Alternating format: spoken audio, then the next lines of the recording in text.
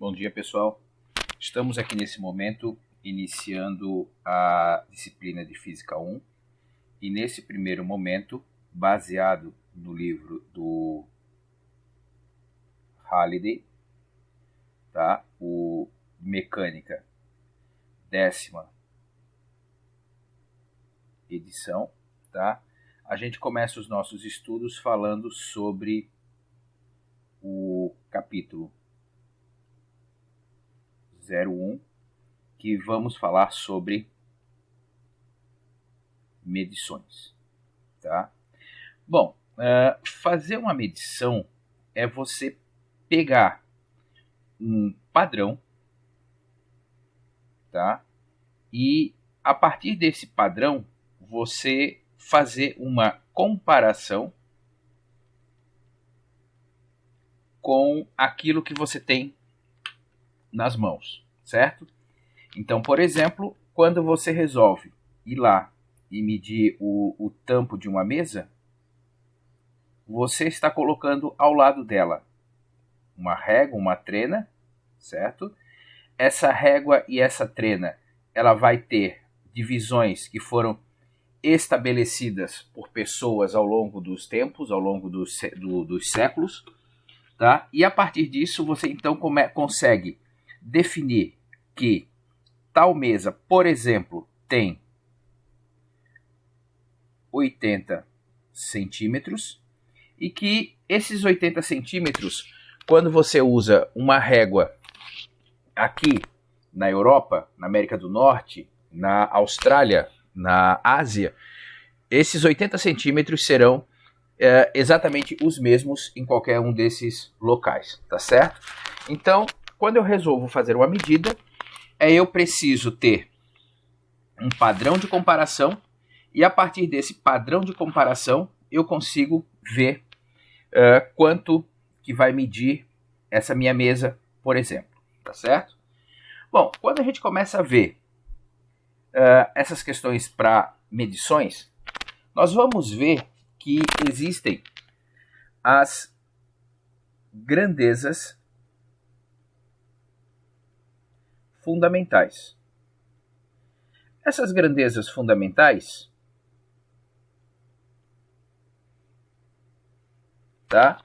Elas estão estabelecidas da seguinte forma. Então nós vamos ter o comprimento, nós vamos ter a massa, nós vamos ter o tempo, a corrente elétrica,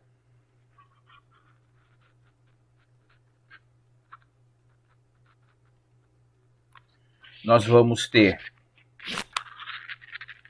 a temperatura,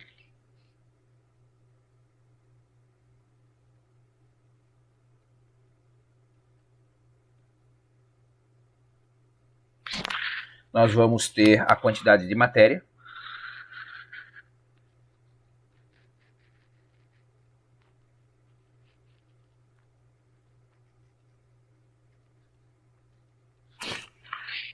e nós vamos ter a intensidade luminosa. Todas as outras unidades de medida que conhecemos, elas são decorrência dessas aqui, tá certo? No Sistema Internacional de Unidades, basicamente nós vamos ter que o comprimento é em metros, tá? A massa é em quilogramas, o tempo é em segundos, a corrente elétrica é em ampere, tá? A temperatura, Kelvin, quantidade de matéria é o mol e a intensidade luminosa é a candela, tá certo? Quando a gente fala de unidade de medida, sempre que se tratar de nome de pessoas, né? Por exemplo, aqui ampere, tá? Então, essa unidade de medida, ela vai ter que ser em maiúsculo. Kelvin. Essa unidade de medida vai ter que ser em maiúsculo. Agora, quando não está associado a nome de nenhuma pessoa, aí simplesmente metros vai ser um M minúsculo, quilogramas o kg, tá? E segundos um S minúsculo, tá certo? Nesse primeiro momento, nesse semestre, basicamente nós vamos usar muito essas 3 unidades de medida aqui, ok? Então, por base nessas 3 unidades de medida, a gente consegue pensar em grandezas que são derivadas dessas. Por exemplo, vamos pensar.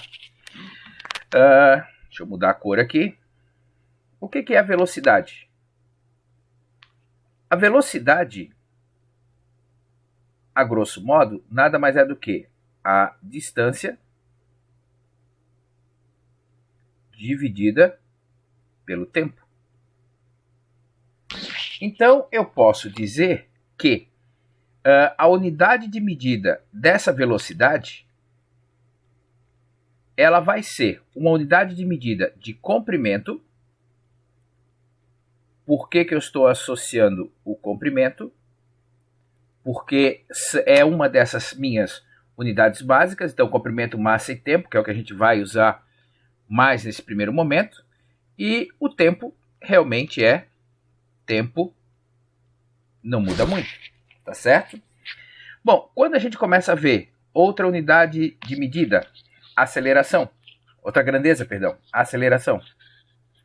Então, a aceleração, ela é o quê? A variação da velocidade dividida pelo tempo. Mais velocidade, a gente acabou de ver que é a distância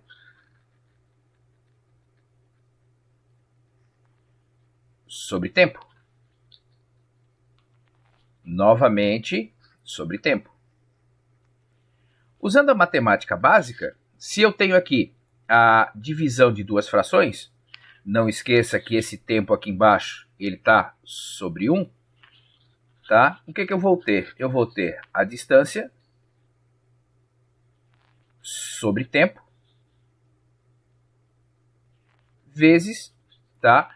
A fração de cima vezes a de baixo ao contrário, 1 sobre tempo.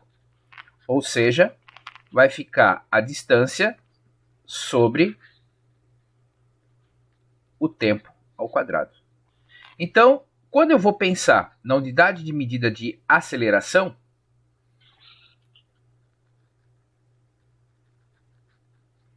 ela vai ficar uma medida de comprimento sobre a unidade de medida de tempo ao quadrado. Só para fazer uma lembrança aí, vamos lembrar da aceleração gravitacional, que é uma aceleração, que normalmente a gente usa o quê? 9,8 metros por segundo ao quadrado. Então, metros é uma unidade de comprimento no sistema internacional, segundo é uma unidade de tempo, mas ela está ao quadrado, tá certo? Bom, quando a gente pensa em mais unidades, em mais grandezas que a gente pode pensar da mesma forma, vamos pensar em força. Força, pela segunda lei de Newton, é massa vezes aceleração. Bom, a massa vezes a aceleração, a aceleração a gente acabou de ver. A massa, tá? Ela tem a sua própria unidade básica. Então vai ficar o quê? Massa vezes comprimento sobre o tempo ao quadrado.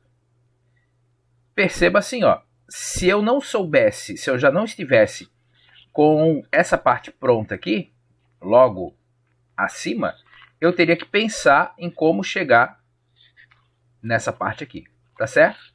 Óbvio que depois, quando a gente pensa no sistema internacional, essa unidade aqui acabou virando Newton, tá? Como eu falei para vocês, Newton está associado ao nome de uma pessoa, e nesse caso, não esqueça de colocar essa unidade de medida aqui em maiúsculo, tá certo? Bom, dando continuidade, tá, em outras unidades que derivam dessas básicas, né? Por exemplo, a energia. Bom, todos nós sabemos que a energia ela tem como unidade no sistema internacional o Joule. Mas vamos pensar o seguinte, ó, por exemplo, o que é a energia cinética? A energia cinética é a energia que um corpo tem associado à sua massa e à sua velocidade.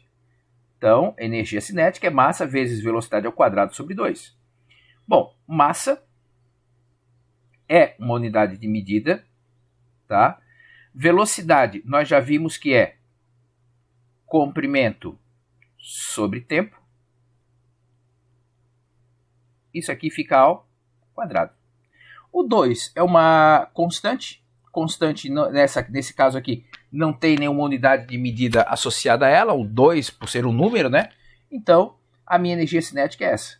Bom, mas energia, por exemplo, potencial gravitacional, que é mgh. Será que vai ficar exatamente como isso aqui? Bom, então vamos parar e vamos pensar. Massa, tá? Acabamos de ver que a aceleração da gravidade ela é o comprimento sobre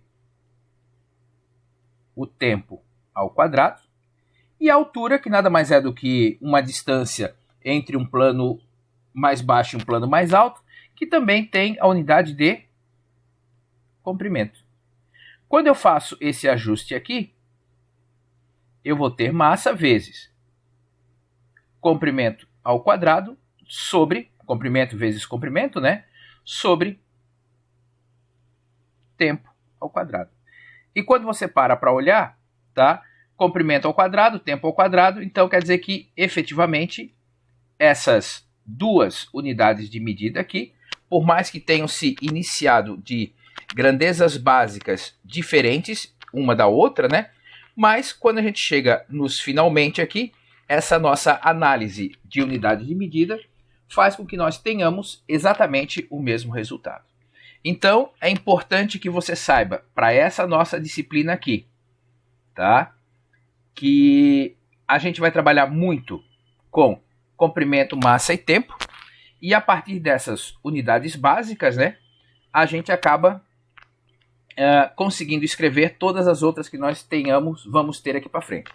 Pensando na sua função de engenheiro, que eventualmente vai receber aparelhos, equipamentos de outros países, de outros continentes, etc. e tal, muitas vezes essas unidades de medidas, essas análises, elas são muito importantes para que você possa saber, de fato, quais são as grandezas que esse construtor usou para poder você se balizar nas suas decisões frente àquele equipamento, tá certo? Bom, tendo passado pelas unidades de medida, o nosso próximo foco agora é discutir e lembrar com você um pouco sobre a notação científica, tá? A notação científica, ela é uma maneira de você escrever números extremamente grandes, por exemplo, a distância da Terra até a Lua é de aproximadamente 384 mil quilômetros. Se fosse em metros, seriam 384 milhões de metros, tá? Quando eu vou pensar, por exemplo, hoje em dia se fala muito em nanotecnologia. Pô, nanotecnologia é 0,000000001 metro, tá? Então, quando a gente começa a falar desses números muito grandes ou muito pequenos, é importante a gente estabelecer algumas regras para facilitar a nossa vida. Então, a notação científica é eu escrever todo e qualquer número, tá? Desse jeito aqui. A vezes 10 na N. Então, perceba que o meu número vai se tornar uma base 10. Por que uma base 10? Porque se eu estou pensando no número, por exemplo, 5678, tá? Se eu desloco a vírgula uma casa para cá, 5,67,8, se eu multiplicar por 10, eu volto a ter o número que eu tinha. Se eu quiser deslocar mais uma casa para cá, 5678 vezes 100. E esse 100 é 10 ao quadrado. Então, esse fator de multiplicação 10 é exatamente o quanto que eu vou deslocar a vírgula para lá ou para cá dentro de um determinado número. Então, isso a gente precisa ficar bem atento porque que surgiu esse 10. Agora, vamos pensar quem que é, por exemplo, esse A. Tá? Então, esse número A que está aqui na frente, ele é um número que vai poder ser maior ou igual a 1, mas obrigatoriamente tem que ser menor do que 10. Então, se eu paro para analisar isso aqui, ele pode ser até 9,999, mas não pode ser 10. Isso significa dizer que ele vai ter apenas um número antes da vírgula, sempre. Não é lá uma vez ou outra, tá certo? Bom, quando eu vou tentar aqui fazer alguns exemplos para a gente poder pensar neles. Então, por exemplo, eu vou ter aqui o número 235.000, tá? Eu vou ter aqui o número 48.700. Bom, mas aqui ficou muito perto aqui. Deixa eu apagar e botar aqui mais para baixo aqui. Perdão. Tá? 48.700. Tá? Vou fazer aqui dois números menores. 0,00231 e o outro aqui 0,000438. E o meu objetivo nesse momento é transformar esses números em nas suas notações científicas, tá certo? Então eu disse para você que esse A tem que ser maior ou igual a 1 e tem que ser menor do que 10. A minha regra para você é a seguinte: quando você for olhar o número, olhe o número da esquerda para a direita. Qual é o primeiro número diferente de 0 que aparece da esquerda para a direita? Aqui é o 2. Então vai ficar 2,35.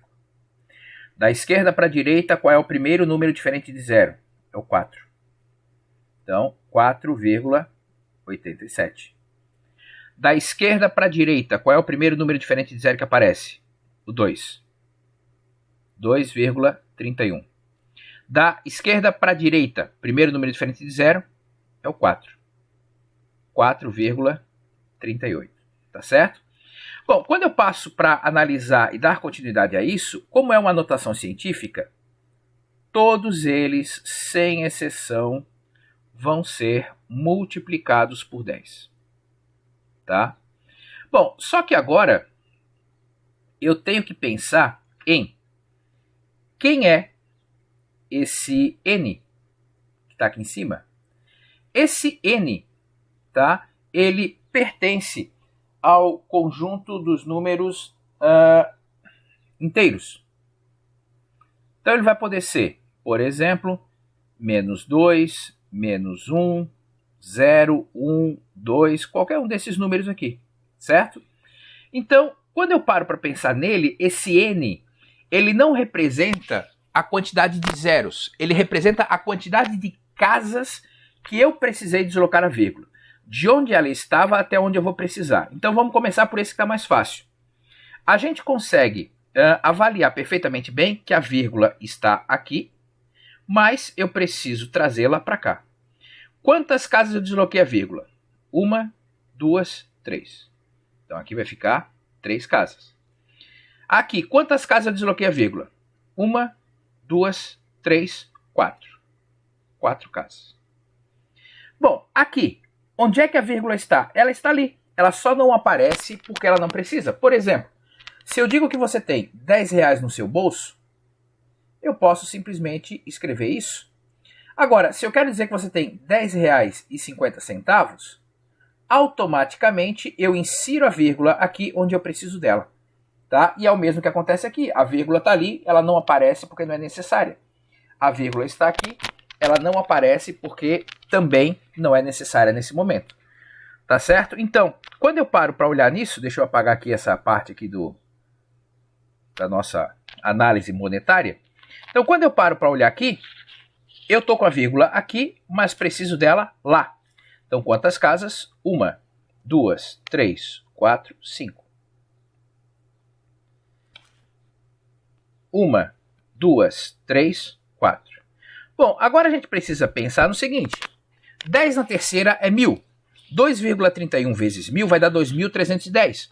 Não corresponde a esse número.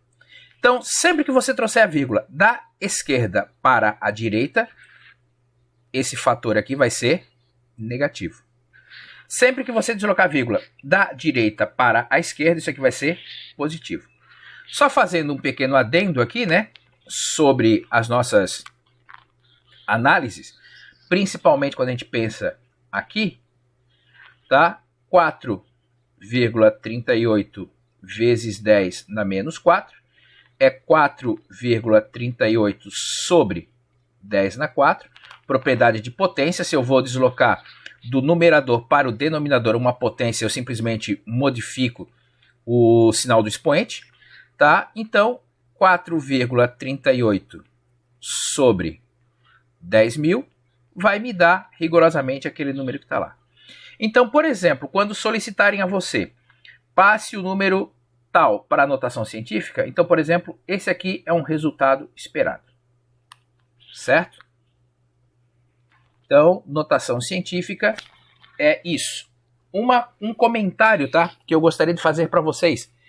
Por gentileza, isso é uma regra, tá? Então, sendo uma regra, a minha sugestão é, você tem que aplicar ela. Você não tem que ficar inventando modas quanto a isso. Então, você precisa entender a regra e sempre que for solicitado a anotação científica, você precisa passar para ela da forma com que a gente está acostumado, ok?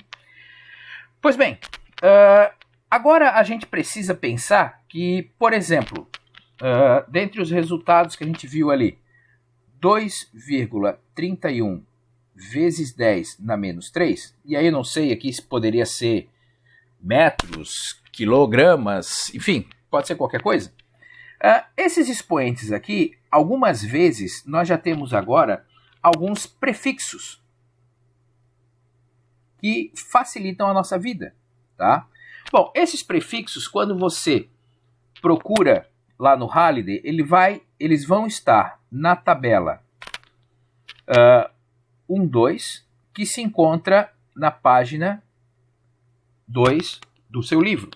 Tá? Então, essa tabela aqui, ela vai ter, por exemplo, vamos pensar no nosso dia a dia. Hoje, quando a gente vai comprar um celular, a gente quer comprar um celular top, a gente tem, por exemplo, um processador que vai ter 2,8 GHz de frequência de trabalho. Tá? Bom, esse giga aqui, ele vale 10 na 9. Já pensou se você tivesse que apresentar isso aqui assim?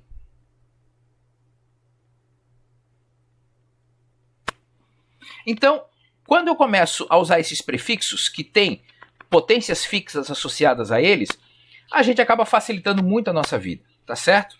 Então, por exemplo, quando eu vou comprar um determinado massa, então eu tenho lá, eu vou comprar 5 quilogramas de arroz, por exemplo. O arroz hoje em dia está caro, está valendo uma fortuna. Então, esse quilograma vale 10 na terceira. Tá? Então, hoje, pensando no nosso cotidiano, basicamente a nossa ideia básica é, a gente vai ter aí no nosso dia a dia o tera, que vale 10 na 12. Nós vamos ter o giga, que vale 10 na 9. Nós vamos ter o mega, que vale 10 na 6. Nós vamos ter o quilo, que vale 10 na 3. Por outro lado, nós vamos ter o quê? O mili, por exemplo, miligrama, miliampere, tá? Que vale 10 na menos 3. Tá? Nós vamos ter aí o micro, que vale 10 na menos 6. E aquele que eu comentei com vocês agora, que a gente já está usando em nanotecnologia, né? Que está na ordem de 10 na menos 9. Tá? Então, esses são os prefixos que a gente hoje usa com muita frequência, tá certo? Mas que existem uma série de outros que recomendo a vocês deem uma olhada lá nessa tabela aqui, que está na página 2 do livro do Halliday. Ok? Bom, para encerrar esse primeiro momento, a gente vai falar um pouco sobre a transformação de unidade de medida. Quando a gente vai fazer a mudança de unidade de medida, o livro do Halliday, ele sugere que você sempre tenha em mãos um fator de conversão. Tá? Vamos lembrar um fator de conversão que provavelmente você lembre que está associado à velocidade. Se eu estou com a unidade em metros por segundo e eu quero passar para quilômetros por hora, de metros por segundo para quilômetros por hora eu multiplico por 3,6, de quilômetros por hora para metros por segundo eu divido por 3,6. Só que, dependendo da situação, você nem sempre consegue encontrar de maneira fácil uma relação, um fator de conversão como esse. Então a minha sugestão para você é a seguinte: aprenda a usar a regra de 3. Vamos começar com aquele exercíciozinho básico. Então eu quero passar 5,26 metros, eu quero transformar isso em centímetros. Então o que eu tenho que fazer? Eu tenho que me preocupar da seguinte maneira: qual é uma relação que eu conheço que seja verdadeira entre metros e centímetros? Todos nós sabemos que cada 1 metro tem 100 centímetros. O que eu vou fazer agora? Eu vou colocar metros embaixo de metros,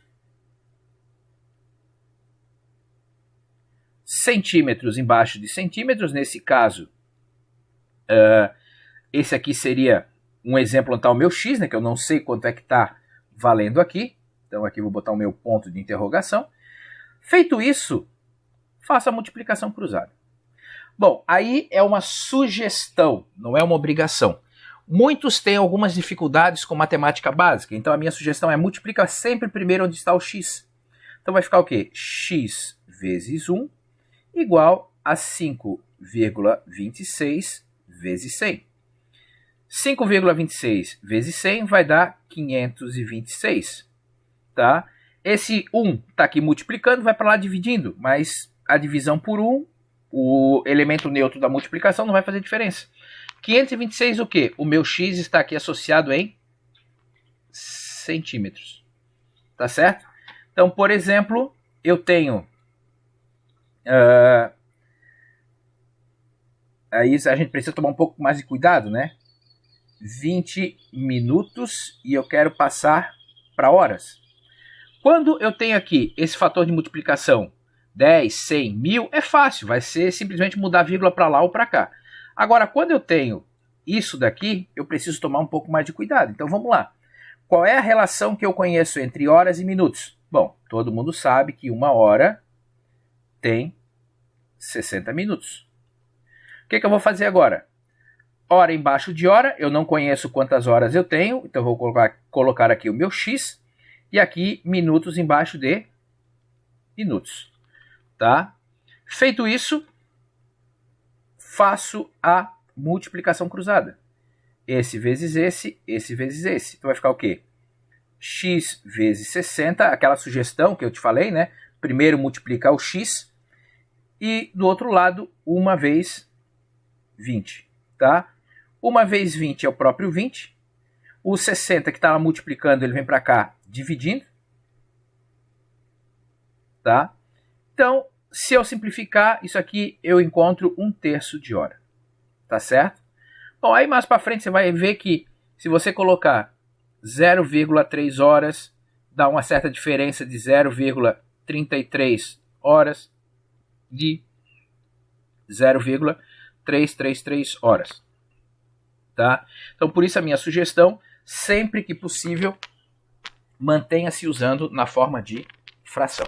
Então, esse é o nosso primeiro encontro, é a nossa primeira videoaula sobre o capítulo 1 do Halliday. Tá? Voltamos mais tarde com a sequência desse conteúdo. Grande abraço para vocês, tchau, tchau.